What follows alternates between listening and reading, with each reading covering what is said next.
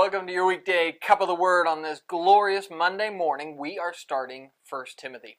1 Timothy is one of two letters that Paul wrote to Timothy.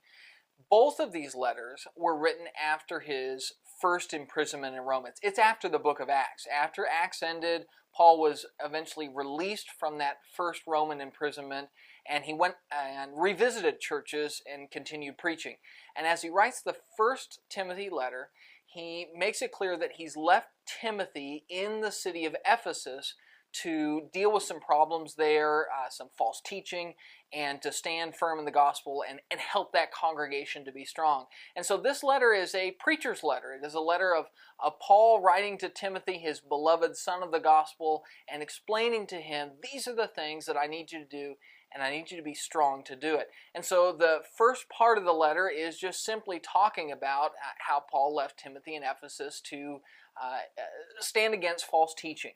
But then from about verse 12 through verse 17, Paul's going to talk about the personal side of preaching to him and how important it was to be entrusted with the gospel and how honored he felt to be a preacher of the gospel. And of course, the whole idea behind it is, as Paul is explaining to Timothy, his feelings and his joy at being entrusted with the sometimes difficult but important work of preaching God's word to people, that he would convey his love for the word to Timothy so that Timothy would imbibe that love as well and have that same spirit of love of service to be entrusted with the gospel to share with others. And then from about verse 18 to the end of the chapter through verse 20 there, he's going to specifically deal with the false teaching that's going on, and that Timothy, you've got to be strong. You've got to stand up against those who are wrong, those who are trying to lead the church astray, that the gospel is the center of everything.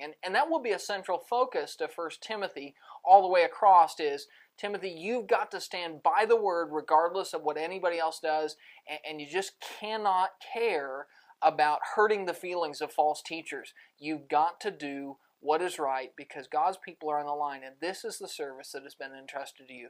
That's 1 Timothy chapter 1. That's your daily cup, and we'll see you tomorrow.